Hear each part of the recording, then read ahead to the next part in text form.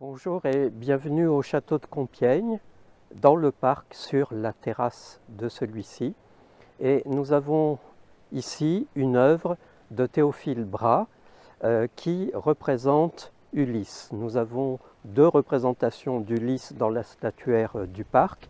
Celle-ci est une commande de la Maison du Roi dans les années 1820 et l'une des dernières statues entrées dans le parc du château, puisqu'elle arrive à Compiègne en 1876, donc après le Second Empire.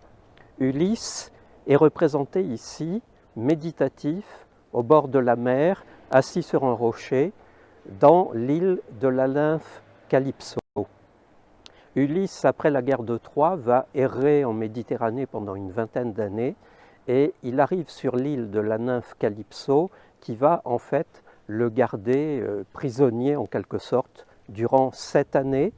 Et chaque jour, Ulysse se rendait au bord de la mer et évidemment méditait sur son sort, mais se remémorait aussi sa patrie, l'île d'Ithaque, son épouse, sa famille, son fils.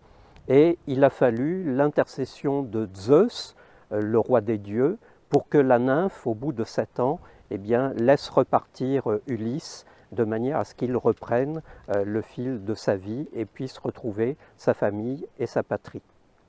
Donc une œuvre qui ici est liée à la mythologie gréco-romaine, comme la plupart des œuvres de la statuaire du parc, qui correspondent aux différentes périodes chronologiques du XIXe siècle, période pendant laquelle la sculpture officielle est très empreinte d'art classique et de mythologie gréco-romaine. Alors nous avons ici, sur la terrasse du château, une œuvre de Jean-Auguste Barre qui date du début des années 1830, donc sous le règne de Louis-Philippe, et qui fait son entrée au château de Compiègne dans le parc sous le Second Empire, liée à la mythologie grecque, puisque c'est une œuvre qui célèbre Ulysse, Ulysse reconnu par son chien. Ulysse, donc, qui va errer pendant une vingtaine d'années après la guerre de Troie, finit par revenir dans son île natale, Ithaque, et là, 20 ans plus tard, personne évidemment ne le reconnaît, à l'exception de son chien, qui malheureusement, après avoir reconnu son maître, va mourir à ses pieds.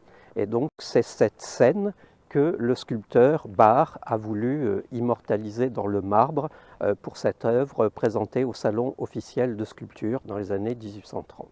À bientôt donc pour une visite du parc du château.